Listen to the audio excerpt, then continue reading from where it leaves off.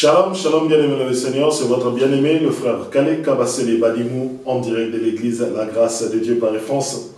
Je bénis le Dieu très haut, je bénis le Dieu tout-puissant. Nous sommes le 1er décembre 2024 et il a permis à ce que nous puissions être avec vous afin de partager ce temps de la parole, afin de partager ce bon moment où nous entendons ce que le Seigneur Jésus-Christ a à nous dire en ce matin.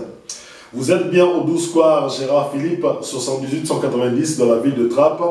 Et pour ceux et celles qui veulent participer avec nous à un temps de prière, à un temps de communion, à un temps d'adoration, de louange et d'intercession, n'hésitez pas, bien aimé, regardez dans la description de cette vidéo, vous trouverez mon numéro de téléphone. Vous pourrez me joindre sur WhatsApp aussi et sur Messenger ou sur Twitter. Donc, appelez-moi et nous allons parler de votre situation. Recommandons cet instant entre les mains du Seigneur. Père Tout-Puissant, Père Éternel, nous te rendons grâce, car nous avons cette chance, le souffle de vie, qui nous permet, Père, d'écouter, d'entendre ta parole et de la pratiquer. Nous te bénissons, nous te glorifions, Père, car nous ne sommes pas dignes d'être devant toi, mais c'est par la miséricorde, c'est par la grâce que nous nous présentons devant toi. Et cette grâce et cette miséricorde est au nom de notre Seigneur Jésus-Christ, ton Fils. Père, je te recommande cet instant entre tes mains. Je te recommande ceux qui m'écouteront. Que ma bouche parle rien que la vérité et que ma bouche parle de la parole de Dieu. Non selon mes pensées, mais selon tes pensées, Père. Que ton Esprit Saint nous guide et que ton Esprit Saint nous parle. Et Père, que ton Esprit Saint nous donne la force de pratiquer la parole que nous écouterons aujourd'hui. Nous bénissons tout celui qui aura l'occasion d'écouter, de voir, d'entendre cette parole et de la mettre en pratique. Nous te glorifions, nous te magnifions, Père, au nom de ton Fils, Jésus de Nazareth, tu es inspiré. Amen, amen. Bien-aimés dans le Seigneur, je bénis encore le Dieu très haut parce que nous avons dépassé les 1000 abonnés. Nous sommes à peu près à 1049 abonnés. Que Dieu soit glorifié.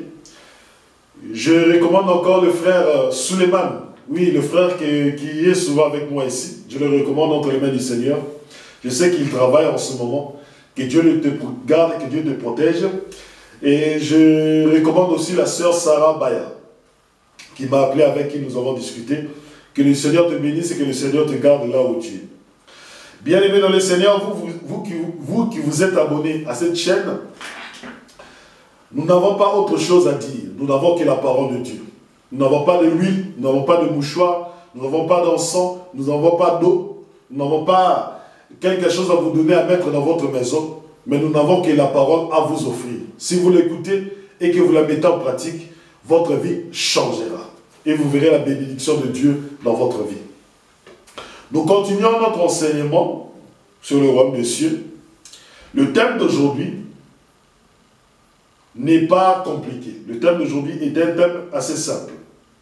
Celui qui s'élèvera sera rabaissé, mais celui qui s'abaissera sera élevé. Bien-aimés dans le Seigneur, ça c'est un principe du royaume des cieux. Pour accéder au royaume des cieux, tu dois t'abaisser. Tu ne dois pas t'élever, mais tu dois t'abaisser. Parce que le royaume des cieux est plus grand que toi. Le Seigneur Jésus-Christ est plus grand que toi. Le Seigneur Jésus-Christ est plus puissant que toi. C'est pour cela, bien-aimé, ce principe ici te permettra d'accéder au royaume des cieux. Ce principe ici t'ouvrira les portes du royaume des cieux. Alors, c'est très important d'expliquer ce principe. Prenons Luc chapitre 18, à partir du verset 9 au verset 14. Luc chapitre 18, à partir du verset 9 jusqu'au verset 14. Je lis au nom de notre Seigneur Jésus-Christ. Il raconta aussi une parabole pour ceux qui étaient convaincus d'être justes et mépriser les autres. Deux hommes entrèrent au temple pour prier. Un pharisien, un collecteur d'impôts. Le pharisien debout faisait intérieurement cette prière. Ô Dieu, je te remercie de ne pas être avare, malhonnête et adultère. comme les autres hommes, et en particulier comme ce collecteur d'impôts là-bas. Moi, je jeûne 2 jours par semaine. Je donne 10% de tous mes revenus. Le collecteur d'impôts se tenait dans un coin retiré. Il n'osait même pas lever les yeux au ciel.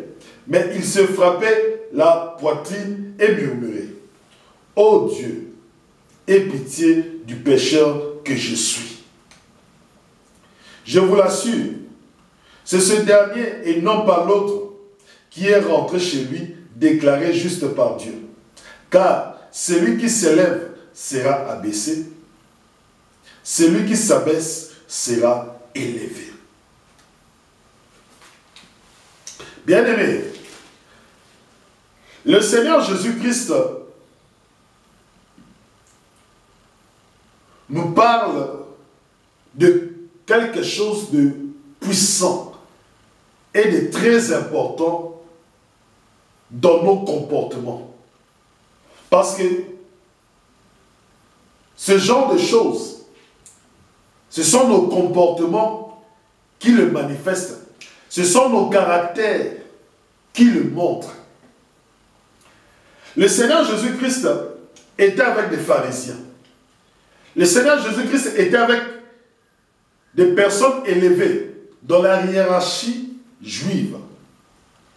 Mais lorsqu'il parlait avec eux, il remarquait dans leur cœur qu'il y avait cet orgueil-là. Ils méprisaient les autres.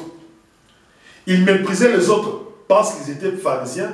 Ils méprisaient les autres parce qu'ils étaient sacrificateurs. Ils méprisaient les autres parce qu'ils étaient souverains sacrificateurs. Alléluia. Donc le Seigneur Jésus-Christ sentait ce mépris.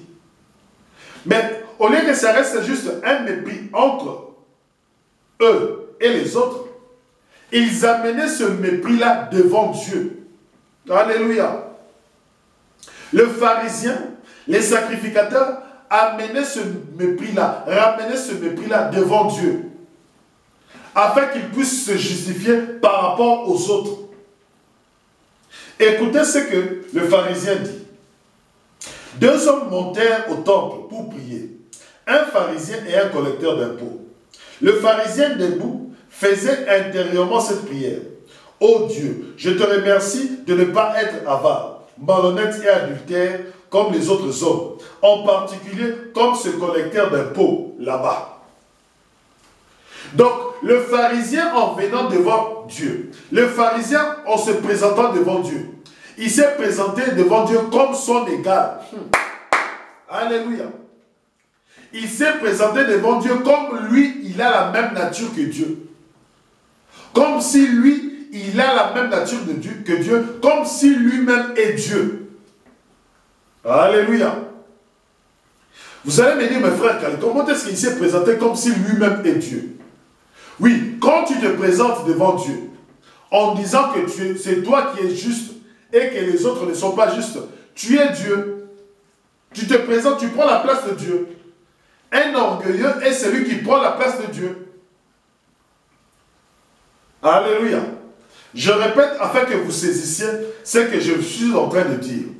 À chaque fois que tu es orgueilleux, à chaque fois que tu es hautain, sache que tu prends la place de Dieu. Parce que lorsque tu es orgueilleux, lorsque tu es hautain, c'est par rapport toujours à l'autre. L'être humain est orgueilleux, l'être humain est hautain par rapport à un autre être humain.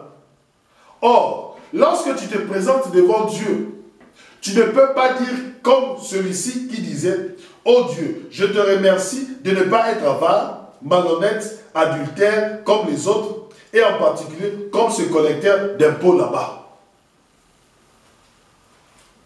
Bien-aimé, le pharisien a oublié que c'est Dieu qui déclare quelqu'un juste et non lui. Alléluia. Bien-aimé, ceux qui sont hautains, ceux qui sont orgueilleux, ceux qui s'élèvent, toujours ils s'élèvent. Ils s'élèvent toujours par rapport aux autres. Mais quand tu t'approches de Dieu, quand tu viens devant Dieu, quand tu es en prière, sache une chose, que tu es devant l'être suprême. Sache une chose, au-dessus de Dieu, il n'y a personne. Sache une chose, et que la vie et la mort est entre ses mains. Alléluia. Beaucoup de gens viennent devant Dieu en priant. Beaucoup de gens se présentent devant Dieu, mais ils ne savent pas qui est ils ne savent pas celui vers qui ils se tournent. Je vais vous donner un exemple. Quand je parle à un ami, je parle avec une certaine manière. Mais quand je parle à un frère de la famille ou à un grand frère, j'ai aussi une manière de parler avec lui. Mais si je respecte mon ami, j'ai une manière de parler avec mon ami et j'ai une manière de parler avec mon grand frère. À bien plus forte raison, lorsque je me présente devant Dieu, qui est l'être suprême, qui est celui qui dirige toute la terre, qui est celui qui est le créateur du ciel et de la terre. Lorsque je me présente devant lui, quelle doit être mon humilité? Comment est-ce que je dois prononcer mes mots? Il faut faire attention lorsque vous vous présentez devant Dieu. Il faut faire attention lorsque vous priez. Lorsque vous vous présentez devant Dieu, faites attention à ce que vous dites. Parce que Dieu tient compte de vos paroles. Dieu tient compte de ce que vous dites. Dieu tient compte de votre cœur. Alléluia. Regardez, il dit ceci. Oh Dieu, je te remercie de ne pas être avare, malhonnête et adultère, comme les autres hommes, et en particulier comme ce collecteur d'impôts.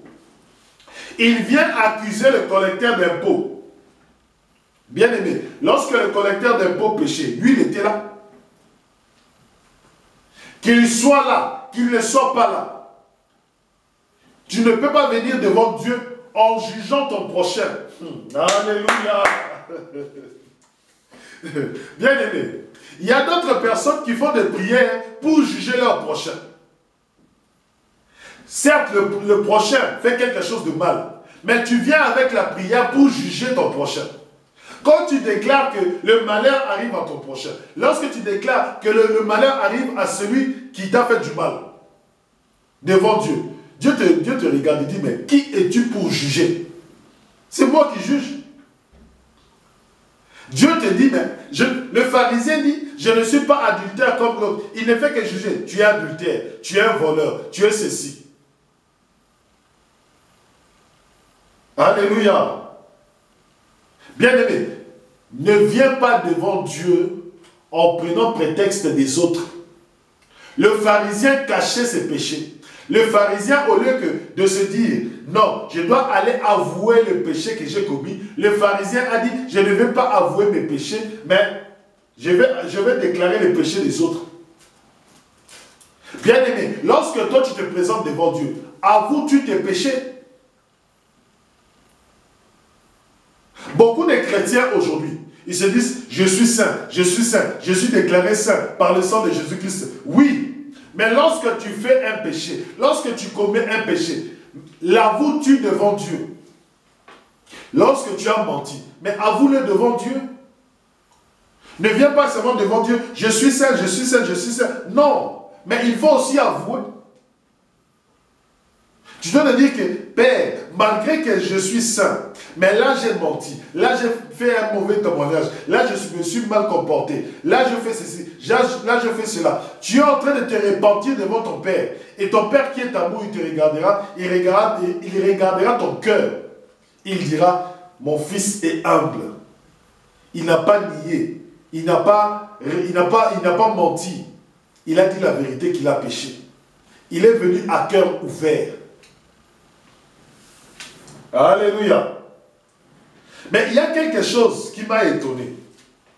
Lorsque le Seigneur Jésus-Christ prend ces deux exemples, il a pris le pharisien, qui est un titre dans le milieu religieux des Juifs, et il a pris un collecteur d'impôts, qui est une responsabilité dans l'administration romaine. Donc, il a pris deux classes sociales. D'un côté, il a un juif qui est d'un niveau, élevé au niveau de la hiérarchie religieuse, et de l'autre côté, il a pris quelqu'un qui est élevé au niveau de la réalité sociale, au niveau de la hiérarchie du pays. Parce que les collecteurs d'impôts sont des gens qui sont influents, sont des gens qui sont puissants à cette époque-là. Alléluia. Pourquoi les a-t-il pris? C'est leur manière de se comporter devant Dieu. Le pharisien vient, il n'abandonne pas, il ne se rabaisse pas devant Dieu. Puisque c'est Dieu qui l'a élevé à ce niveau-là. Mais le collecteur d'impôts, il vient, malgré qu'il est collecteur d'impôts, malgré qu'il est haut niveau, malgré qu'il a une hiérarchie sociale dans laquelle il est élevé, malgré qu'il a une bonne situation sociale, le collecteur d'impôts, lorsqu'il vient, il prend son titre de collecteur d'impôts, il le met à côté, il se rabaisse. Il s'abaisse devant Dieu. Parce qu'il reconnaît que c'est lui qui l'a placé à ce niveau-là. Beaucoup de gens viennent devant Dieu en disant que moi je suis pasteur, moi je suis prophète, moi je suis évangéliste, moi je suis apôtre, moi je suis docteur. Ils viennent devant Dieu à ce titre-là. Or, ce n'est pas bon. Lorsqu'on vient devant Dieu, on se rabaisse. On se rabaisse. On s'humilie devant Dieu. On ne vient pas dire à Dieu, Dieu, j'ai guéri tel malade. Dieu, j'ai prié pour un tel. Dieu, j'ai prié pour un tel. Comme le pharisien faisait. Regardez ce que le pharisien disait. Moi, je jeûne 2 jours par semaine. Je donne ma dîme de mes revenus. Il dit ce qu'il faisait.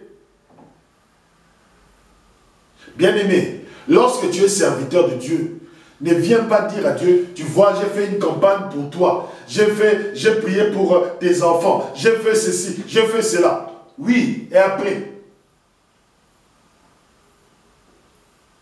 Donc, parce que tu as fait ceci, Dieu est obligé de te rendre juste. Parce que tu as fait cela, Dieu est obligé de te rendre saint. Alléluia. Est-ce que parce que tu as prié pour quelqu'un et que la personne est guérie, en plus ce n'est pas toi qui guéris, c'est Dieu qui guérit. C'est pour cela que Dieu doit te justifier. Est-ce que la justification c'est par la foi ou par les œuvres? Parce que le pharisien voulait être justifié par ses œuvres. Mais le collecteur d'impôts qui s'est humilié a reconnu qu'il était pécheur. Lui, il a seulement reconnu que je suis pécheur. Lui, il a reconnu seulement que je suis un adultère. Il a reconnu que je suis un menteur. Il a reconnu que je suis un voleur. Il a reconnu que je suis un escroc. Il a reconnu que je couche avec la femme de mon prochain. Il a reconnu que je suis homosexuel. Il a reconnu que je suis lesbienne. Il a reconnu que je suis vendeur de drogue. Il a reconnu que je suis un prostitué. Il a reconnu son péché. Il a reconnu. Mais le pharisien, au lieu de reconnaître que malgré qu'il soit élevé au niveau de la spiritualité, au niveau de la hiérarchie religieuse, il est tout de même pécheur. Il peut commettre un péché. Il n'est pas saint. Mais le collecteur d'impôts, lui, il est venu. Il se faisait tout petit. Il était dans un coin.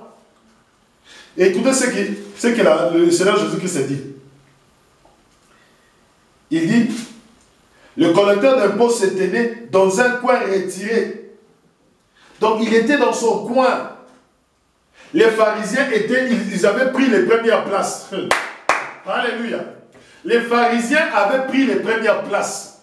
Comme les pharisiens d'aujourd'hui, ils veulent prendre les premières places. Comme certains serviteurs d'aujourd'hui, comme certains prophètes, comme certains évangélistes, comme certains docteurs, comme certains apôtres. Ils veulent que tout le monde le voie à la première place.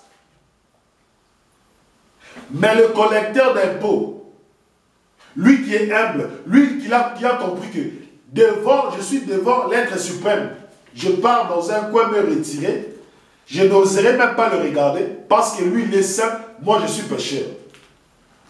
Lorsque le collecteur d'impôts disait cela, il déclarait que Dieu, toi tu es saint, moi je suis pécheur. Pourquoi s'est-il retiré? Pourquoi n'est-il pas devant? Parce qu'il sait que je dois être derrière. Afin que celui qui invite vienne me prendre à l'arrière et que je puisse passer devant. Vous voyez comment est-ce que le collecteur d'impôts a appliqué ce que nous avons enseigné la semaine passée? Alléluia. Écoutez, la semaine passée, nous avons dit ceci. Je pense que c'était dans Matthieu, chapitre 22.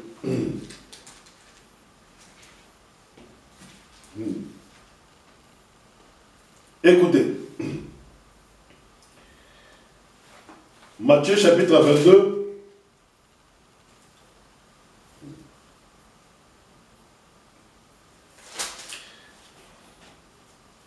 Matthieu chapitre 23.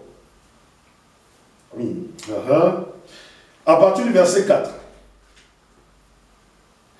Il lit de pesants fardeaux et les place sur les épaules des hommes. Mais il ne bougerait même pas le petit doigt pour les déplacer. Dans tout ce qu'ils font, ils agissent pour être vus des hommes.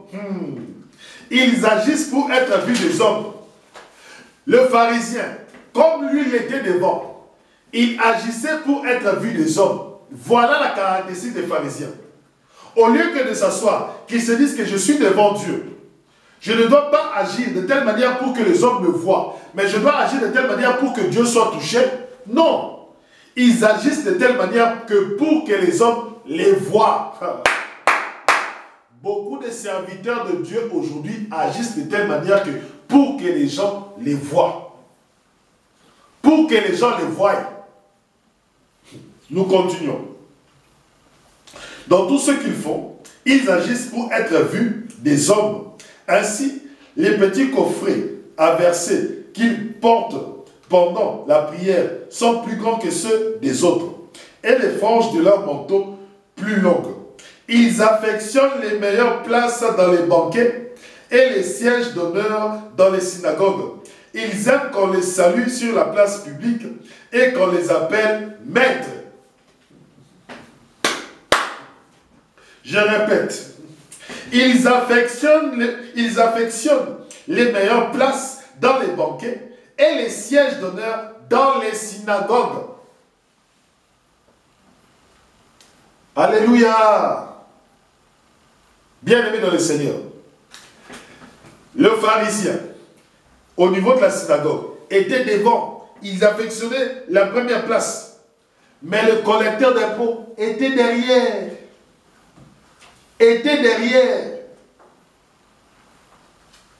Le collecteur d'impôts était derrière. Et comme le collecteur d'impôts était derrière, regardons maintenant dans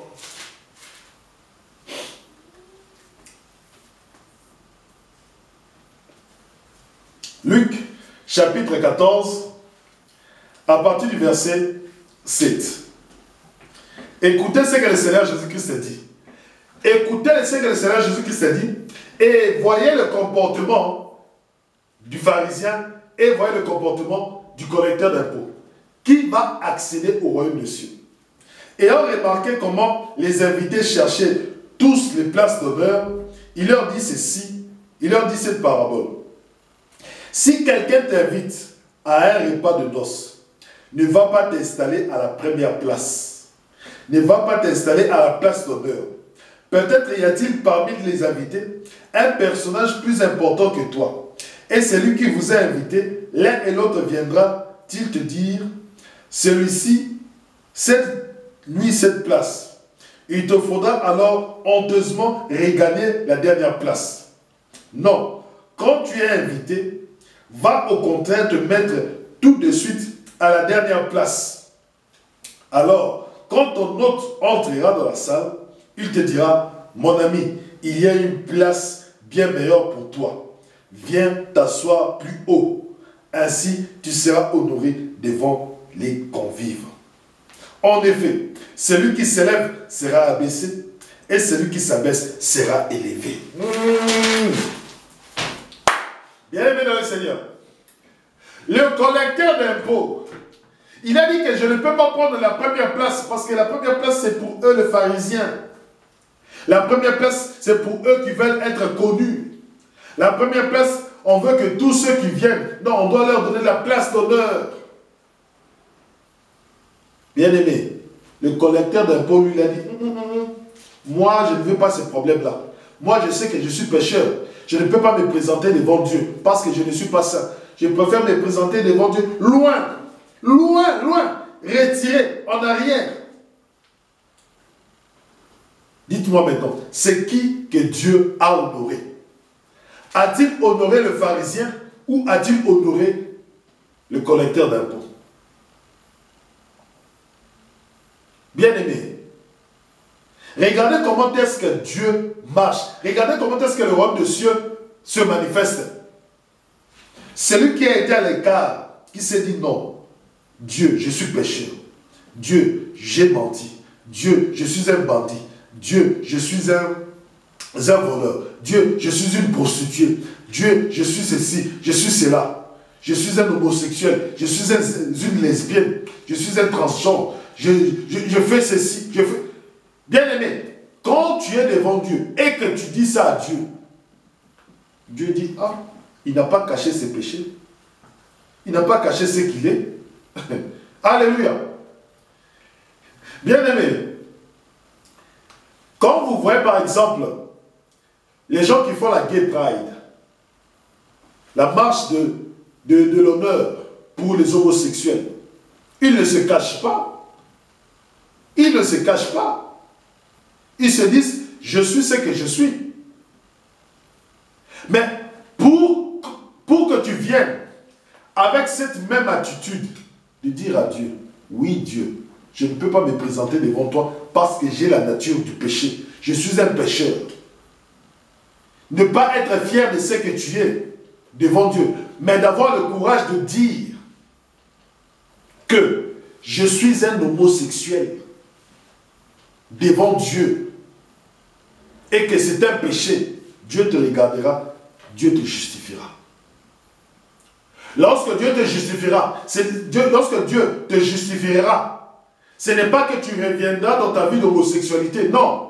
Lorsque le collecteur d'impôts est rentré justifié, c'est-à-dire qu'il a abandonné ses péchés.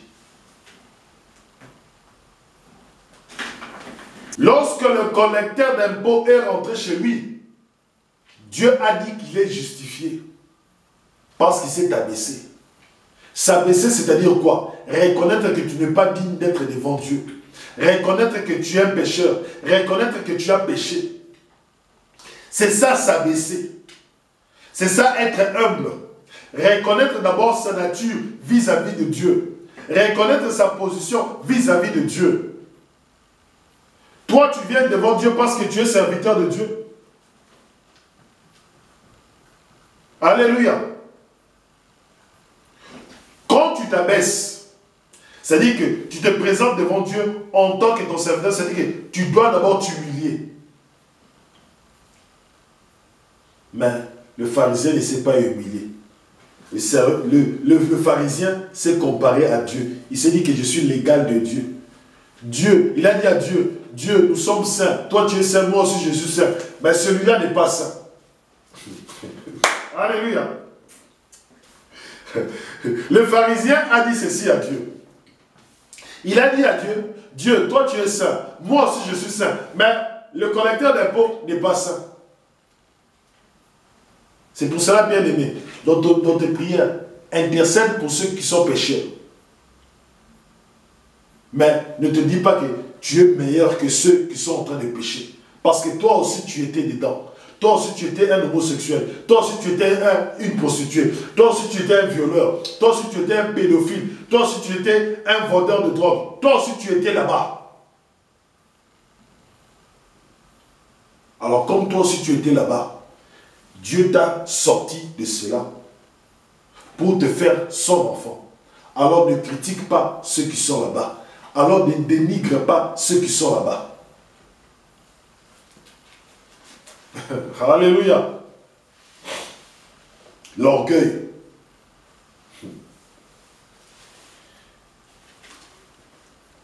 L'orgueil. Écoutez, il y a quelque chose que j'aimerais encore vous montrer. Toujours par rapport au royaume des cieux. Luc chapitre 14 au verset 21. Quand le serviteur fut de retour auprès de son maître, il lui rapporta toutes les excuses qu'on lui avait données. Alors le maître de la maison se mit en colère et dit à son serviteur, « Dépêche-toi, va-t'en sur les places et dans les rues de la ville et amène ici les pauvres, les estropiés, les aveugles, les paralysés. » Les extropiés, les pauvres, les paralysés. Regardez toujours les pauvres. Les pauvres étaient toujours à l'extérieur du temple. Alléluia. Ceux qui mendiaient étaient toujours à l'extérieur du temple. Dans Actes chapitre 3, celui qui mendiait était à l'entrée du temple. Tout le monde le voyait. Tout le monde le voyait. Celui qui était malade, il ne pouvait même pas entrer dans le temple. Oh, gloire à Dieu. Actes chapitre 3. Lisons. Un jour, Pierre et Jean montaient au temple pour prier à 3 heures de l'après-midi. On était juste en train d'y porter un infirme. C'était un homme paralysé depuis sa naissance. Ce que Dieu cherche, c'est qu'on puisse ramener les gens qui sont paralysés au temple. Qu'on puisse ramener les gens qui sont malades au temple. Qu'on puisse ramener les aveugles au temple pour qu'ils soient guéris. Pour qu'ils soient guéris. Lorsque ce paralysé de naissance était guéri, il est entré où? Mais il est entré dans le temple. Il a témoigné où? Il a témoigné dans le temple. C'est ce que Dieu fait avec nous. Nous sommes pécheurs. Lorsqu'il nous invite dans son banquet, il enlève le péché. Il nous change, il nous transforme. Nous devenons saints afin que nous puissions accéder à sa présence. Alléluia. Alors bien aimé, ne néglige pas. Ne négligez pas les paralysés. Ne négligez pas les paralytiques. Ne négligez pas les pauvres. Ne négligez pas les estropiés. Ne négligez pas les lépreux. Bien aimé, ne néglige pas. La prostituée, peut-être que tu te dis aujourd'hui que c'est une prostituée. Demain, peut-être que ça sera une chanteuse puissante, utile au royaume des cieux, utile à l'église. Paul, un persécuteur. Paul, un pharisien de chez pharisiens. Sur 2 pharisiens, Paul est parmi les 2. Paul, un persécuteur, un blasphémateur. Mais lorsque Dieu l'a fait rencontrer Jésus-Christ, Paul a tout abandonné pour la connaissance de Christ. Mais le pharisien ne l'a pas fait. Philippiens chapitre 3. Écoutez, Paul aussi était un pharisien. Paul aussi était celui qui était comme le pharisien, qui priait là. Mais écoutez, lorsqu'il a rencontré le Seigneur Jésus-Christ, Philippiens chapitre 3, à partir du verset 4. Et pourtant, je pourrais moi aussi placer ma confiance dans ce qui vient de l'homme. Si quelqu'un croit pouvoir se confier en ce qui vient de l'homme, je le puis bien davantage. J'ai été circoncis le 8e jour. Je suis israélite de naissance, de la tribu de Benjamin, de pur sang hébreu. Pour ce qui concerne le respect de la loi, je faisais partie des pharisiens. Quant à mon zèle, il m'a conduit à persécuter l'Église. Face aux exigences de la loi, j'étais sans reproche. Le collecteur d'impôts était un étranger, était un Romain. Mais le pharisien était un juif de sang. C'est ce que Paul dit. Au niveau de la loi, le pharisien était irréprochable. Mais le collecteur d'impôts, au niveau de la loi, le collecteur d'impôts était un pécheur. Le collecteur d'impôts n'a pas refusé cela. Le collecteur d'impôts n'a pas nié cela. Mais le pharisien croyait que parce que je suis pharisien, je suis irréprochable comme Paul le pensait. Selon les hommes, selon les pharisiens, il était irréprochable. Mais selon la loi, ils étaient des pécheurs. Ça, ils ne le reconnaissaient pas. Quant à mon zèle, il m'a conduit persécuteur de l'Église. Face aux exigences de la loi, j'étais sans reproche. C'est ça qu'il se disait dans son cœur. Face à la loi, moi, un pharisien, je suis sans reproche. C'est ça qu'ils se disent.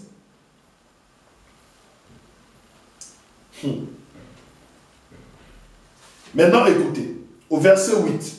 Oui, je considère toute chose comme une perte à cause de ce bien suprême, la connaissance de Jésus-Christ, mon Seigneur. Lorsque Paul a rencontré Jésus-Christ, tous ces titres de pharisien, il a abandonné. Il a préféré la connaissance de Christ. Lorsque le collecteur d'impôts a rencontré Jésus-Christ, il a abandonné ses péchés. Lorsque Zachée a rencontré Jésus-Christ, il a abandonné ses péchés. Lorsque la prostituée a rencontré Jésus-Christ, il a abandonné ses péchés. Parce que c'est Jésus-Christ qui justifie. Dieu nous justifie par son Fils Jésus-Christ. Dieu nous justifie par son Fils Jésus-Christ. Et non par la loi.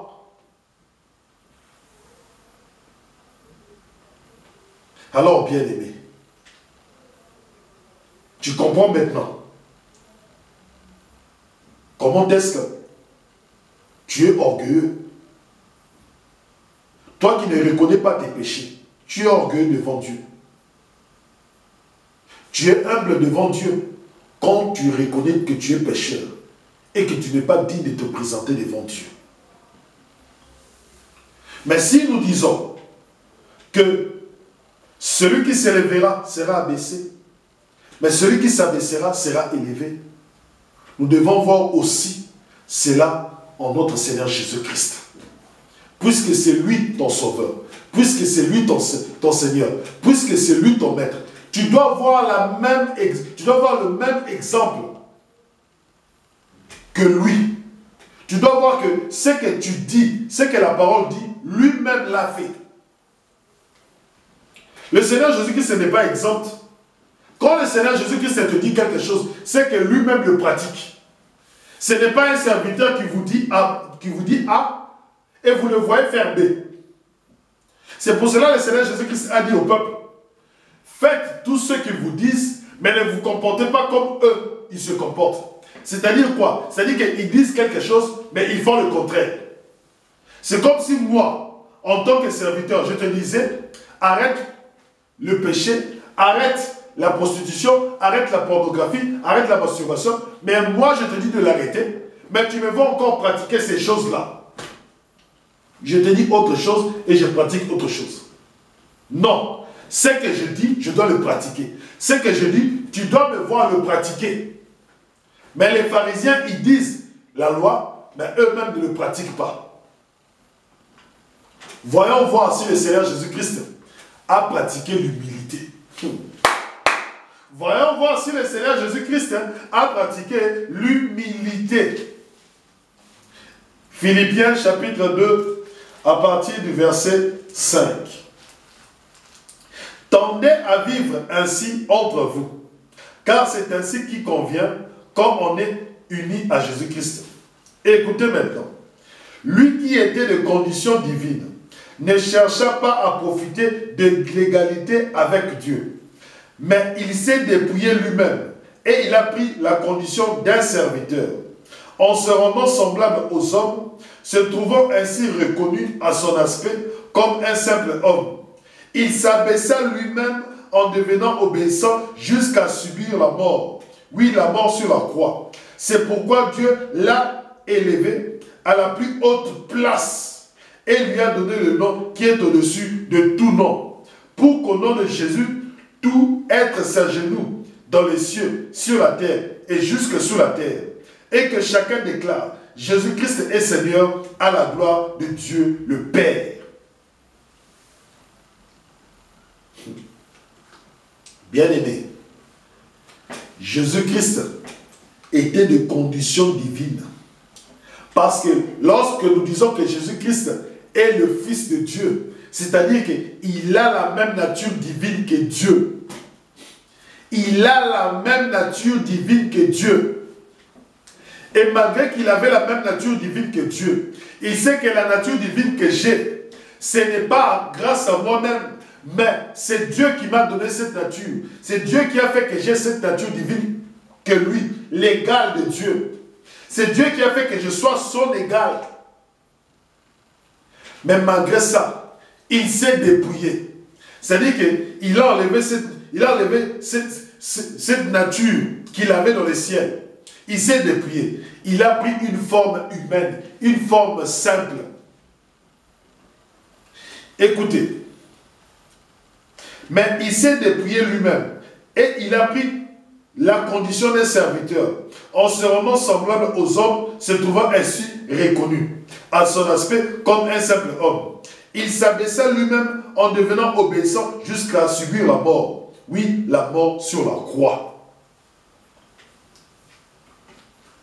Il devait se rabaisser afin que Dieu l'élève au-dessus de tout. Bien-aimé, le collecteur d'impôts s'est rabaissé.